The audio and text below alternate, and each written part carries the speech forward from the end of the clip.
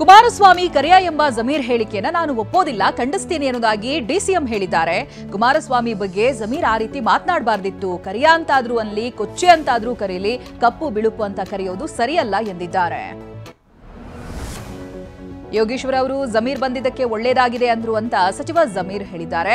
ಮಂಗಳೂರಿನಲ್ಲಿ ಪ್ರತಿಕ್ರಿಯಿಸಿದ ಜಮೀರ್, ನನ್ನ ಈ ಹೇಳಿಕೆಯಿಂದ ಸ್ವಲ್ಪ ಸಮಸ್ಯೆ ಅಂದ್ರು, ನನ್ನ ಹೇಳಿಕೆಯಿಂದ ಏನು ಎಫೆಕ್ಟ್ ಆಗಲ್ಲ. ಯೋಗೇಶ್ವರ್ 20,000 ಮತಗಳ ಅಂತರದಿಂದ ಗೆಲ್ತಾರೆ ಅಂತಂದ್ರು. ಎಸ್ಟಿಕೆ ಟೈರ್ ಅಂಗಡಿ ಹೇಳಿಕೆಗೆ ಜಮೀರ್ ತಿರುಗೇಟನ್ನು ನೀಡಿದ್ದಾರೆ. ಈ ಬಗ್ಗೆ ಮಾತನಾಡಿದ ಜಮೀರ್, ವೆಲ್ಡಿಂಗ್ ಮಾಡೋರು ಪಂಚರ್ ಹಾಕೋರು ಅಂದಿದ್ದಾರೆ. ನಮ್ಮ ಸಮಾಜ ಬಹಳ ಬಡತನದಲ್ಲಿದೆ, ನಾವು ಕೂಲಿ ಮಾಡೋರು, ಹಾಗಾದ್ರೆ ನೀವು ಅವ್ರ ಬಳಿ ಯಾಕೆ ವೋಟ್ ಕೇಳ್ತಾ ಇದ್ದೀರಾ ಅಂತ ಕಿಡಿಕಾರಿದ್ದಾರೆ. ಒಕ್ಕಲಿಗರ ಬಗ್ಗೆ ನನಗೆ ತುಂಬಾನೇ ಗೌರವ ಇದೆ ಅಂತ ಸಚಿವ ಜಮೀರ್ ಅಹಮದ್ ಖಾನ್ ಹೇಳಿದ್ದಾರೆ. ವೈಯಕ್ತಿಕವಾಗಿ ಕುಮಾರಸ್ವಾಮಿಗೆ ಮಾತನಾಡಿದ್ದು, ಒಕ್ಕಲಿಗ ಸಮಾಜದ ಬಗ್ಗೆ ನನಗೆ ಬಹಳ ಗೌರವ ಇದೆ. ನಾನು ಆದಿ ಚುಂಚನಗಿರಿ ಮಠದಲ್ಲಿ ಬೆಳೆದವನು, ಬೇಕಾದರೆ ನೀವು ಕುಮಾರಸ್ವಾಮಿ ಅವರನ್ನೇ ಕೇಳಿ ಎಂದಿದ್ದಾರೆ. ಸಮಾಜವಾದಿ ಮುಖವಾಡದ ಸಿದ್ದರಾಮಯ್ಯ ಮಜಾವಾದಿ ಅಂತ ಜೆಡಿಎಸ್ ಛೇಡಿಸಿದೆ. ಭ್ರಷ್ಟಾಚಾರದಲ್ಲಿ ಸಿದ್ಧಹಸ್ತರಾದ ಸಿಎಂ ಸಿದ್ದರಾಮಯ್ಯನವರು ಅಹಿಂದ ವೇಷ ತೊಟ್ಟು ರಾಜ್ಯದ ಜನರಿಗೆ ವಂಚಿಸ್ತಾ ಇದ್ದಾರೆ. ಐಷಾರಾಮಿ ಜೀವನ ನಡೆಸುವುದು ಕಾಂಗ್ರೆಸ್ಸಿಗರಿಗೆ ಕರಗತವಾಗಿದೆ ಅಂತ ಟ್ವೀಟ್ ಮೂಲಕ ಜೆಡಿಎಸ್ ಘಟಕ ಕಿಡಿಕಾರಿದೆ. ಸಿಎಂ ಸಿದ್ದರಾಮಯ್ಯ ಅವರನ್ನ ಗಡಿಪಾರು ಮಾಡಬೇಕು ಅಂತ ಟಿವಿ9ಗೆ ದೂರುದಾರ ಸ್ನೇಹಮಯಿ ಕೃಷ್ಣ ಹೇಳಿದ್ದಾರೆ. ಈ ಬಗ್ಗೆ ಪ್ರತಿಕ್ರಿಯಿಸಿದ ಸ್ನೇಹಮಯಿ, ನಾನು ಕಾನೂನುಬದ್ಧವಾದಂತಹ ಹೋರಾಟವನ್ನ ಮಾಡ್ತಾ ಇದ್ದೀನಿ, ಸಮಾಜಕ್ಕೆ ನ್ಯಾಯ ಕೊಡಿಸಲು ನಾನು ಹೋರಾಡ್ತಾ ಇದ್ದೇನೆ ಎಂದಿದ್ದಾರೆ. ಎಸ್ಟಿಕೆ ವಿರುದ್ಧದ ಹಲಗೇವಡೇರಹಳ್ಳಿಯಲ್ಲಿ ಡಿನೋಟಿಫಿಕೇಷನ್ ಪ್ರಕರಣದ ವಿಚಾರಣೆಯನ್ನ ನವೆಂಬರ್ 23ಕ್ಕೆ ಮುಂದೂಡಿ ನ್ಯಾಯಾಲಯ ಆದೇಶವನ್ನು ನೀಡಿದೆ. ಜನಪ್ರತಿನಿಧಿಗಳ ವಿಶೇಷ ನ್ಯಾಯಾಲಯದಲ್ಲಿ ವಿಚಾರಣೆ ನಡೆದಿದ್ದು, ಕುಮಾರಸ್ವಾಮಿ ಪರ ಹಜ್ಮತ್ ಪಾಷಾ ವಾದ ಮಂಡಿಸಿದ್ದಾರೆ. ವಕ್ಫ್ ವಿಚಾರದಲ್ಲಿ ಬಿಜೆಪಿ ಅಭಿಯಾನ ವಿಚಾರಕ್ಕೆ ಬಿಜೆಪಿ ಮೂರ್ಖತನ ಅಂತ ಡಿಸಿಎಂ ಡಿಕೆ ವಾಗ್ದಾಳಿ ನಡೆಸಿದ್ದಾರೆ. ಈ ಬಗ್ಗೆ ಪ್ರತಿಕ್ರಿಯಿಸಿದ ಡಿಕೆ, ವಕ್ಫ್ ವಿಚಾರದಲ್ಲಿ ಬಿಜೆಪಿಯೇ ಪಹಣಿಯನ್ನ ಶುರು ಮಾಡಿತ್ತು, ನಾವು ತಡವಾಗಿ ಗಮನಿಸಿದ್ದೇವೆ, ನಮ್ಮ ಬಳಿ ದಾಖಲೆ ಇದೆ, ನಾವು ಅದನ್ನ ಎಕ್ಸ್ಪೋಸ್ ಮಾಡ್ತೀವಿ ಎಂದಿದ್ದಾರೆ.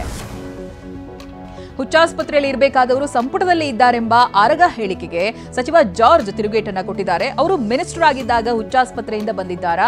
ಜನಪ್ರತಿನಿಧಿಯಾಗಿ ಆರಗ ಜ್ಞಾನೇಂದ್ರ ಈ ರೀತಿ ಹೇಳಬಾರದು ಅಂತ ವಾಗ್ದಾಳಿ ನಡೆಸಿದ್ದಾರೆ. ಕಾಂಗ್ರೆಸ್ ಶಾಸಕರಿಗೆ ತಲಾ 50 ಕೋಟಿ ರೂಪಾಯಿ ಆರೋಪ ವಿಚಾರಕ್ಕೆ ಸಚಿವ ಜಾರ್ಜ್ ಪ್ರತಿಕ್ರಿಯಿಸಿದ್ದು, ಕಾಂಗ್ರೆಸ್ನಲ್ಲಿ ಎಲ್ಲರೂ ಒಗ್ಗಟ್ಟಾಗಿದ್ದಾರೆ, ಶಾಸಕರು ಮುಖ್ಯಮಂತ್ರಿಗೆ ಸಂಪೂರ್ಣ ಬೆಂಬಲ ಕೊಟ್ಟಿದ್ದಾರೆ. ಕೋವಿಡ್ ಹಗರಣದ ತನಿಖೆ ರಾಜಕೀಯ ಪ್ರೇರಿತ ಅಲ್ಲ, ಮುಡಾ ಕೇಸ್ ರಾಜಕೀಯಕ್ಕಾಗಿ ಮಾಡಿದ್ದಾರೆ ಅಂತ ಕಿಡಿಕಾರಿದ್ದಾರೆ. ಬಳ್ಳಾರಿ ಜಿಲ್ಲೆಯಲ್ಲಿ ತಡರಾತ್ರಿ ಗಾಳಿ ಸಹಿತ ಅಕಾಲಿಕ ಮಳೆ ಸುರಿದಿದ್ದು 16 ಎಕರೆ ಪ್ರದೇಶದಲ್ಲಿ ಬೆಳೆದಿದ್ದಂತ ಭತ್ತ ನೆಲಕಚ್ಚಿದೆ. ಕುರುಗೋಡು ತಾಲೂಕಿನ ಸೋಮಲಾಪುರ ಗ್ರಾಮದಲ್ಲಿ ಕಟಾವಿನ ಹಂತಕ್ಕೆ ತಲುಪಿದ ಭತ್ತದ ಬೆಳೆ ನಾಶವಾಗಿದ್ದು, ಅನ್ನದಾತರು ಕಂಗಾಲಾಗಿದ್ದಾರೆ. ಆಹಾರ ಅರಸಿಕೊಂಡು ಕಾಡಂಚಿನ ಗ್ರಾಮಕ್ಕೆ ಕಾಡಾನೆಗಳ ಹಿಂಡು ಎಂಟ್ರಿ ಕೊಟ್ಟಿದೆ. ಅಪಾರ ಪ್ರಮಾಣದ ಬೆಳೆ ಹಾನಿಯಾಗಿದೆ. ರಾಜ್ಯ ಗಡಿಭಾಗ ಹೊಸೂರು ಸಮೀಪದ ಪಿನ್ನಿಕಲ್ ಗ್ರಾಮದಲ್ಲಿ ಘಟನೆ ನಡೆದಿದೆ. ರಾಗಿ, ಎಲೆಕೋಸು ಸೇರಿದಂತೆ ಹಲವು ಬೆಳೆಗಳು ಹಾನಿಯಾಗಿದ್ದು, ಅನ್ನದಾತರು ಕಂಗಾಲಾಗಿದ್ದಾರೆ. ಜನವರಿ 15ರಂದು ಕೊಪ್ಪಳದ ಗವಿಸಿದ್ದೇಶ್ವರ ಜಾತ್ರೆ ಹಿನ್ನೆಲೆ ಈ ಬಾರಿ ಅಮಿತಾಬ್ ಬಚ್ಚನ್ ಅತಿಥಿಯಾಗಿ ಪಾಲ್ಗೊಳ್ಳುವಂತ ಸಾಧ್ಯತೆ ಇದೆ.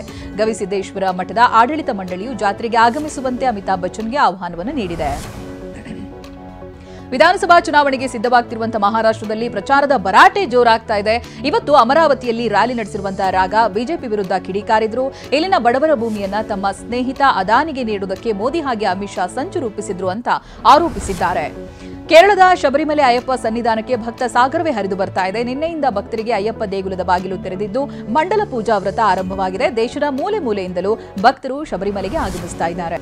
ಜಮ್ಮು ಕಾಶ್ಮೀರದ ಕುಪ್ವಾರದ ಮಚಿಲ್ ಸೆಕ್ಟರ್ ಹಾಗೆ ಬಂಡೀಪೋರಾದಾದ್ಯಂತ ಭಾರೀ ಪ್ರಮಾಣದಲ್ಲಿ ಹಿಮಪಾತವಾಗಿದೆ. ಮನೆಗಳು ಹಾಗೆ ಮರಗಳು ಹಿಮಗಳನ್ನೇ ಹೊದ್ದು ನಿಂತಿದ್ದು, ದೃಶ್ಯಗಳು ನಯನ ಮನೋಹರವಾಗಿದೆ. TV nine sweet home real estate expo ನಿನ್ನೆಯಿಂದ ಆರಂಭವಾಗಿದೆ. ನಾಯಂಡಹಳ್ಳಿಯ ನಂದಿ ಲಿಂಕ್ಸ್ ಗ್ರೌಂಡ್ನಲ್ಲಿ ನಡೀತಾ ಇರುವಂತಹ ಎಕ್ಸ್ಪೋಗೆ ಸಾರ್ವಜನಿಕರಿಂದ ಭರ್ಜರಿ ರೆಸ್ಪಾನ್ಸ್ ಸಿಗ್ತಾ ಇದೆ. 2ನೇ ದಿನವೂ ಕೂಡ ಸಾಕಷ್ಟು ಜನ ಭೇಟಿಯನ್ನ ಕೊಟ್ಟಿದ್ದಾರೆ. ನಾಳೆ ಎಕ್ಸ್ಪೋಗೆ ತೆರೆ ಬೀಳಲಿದೆ.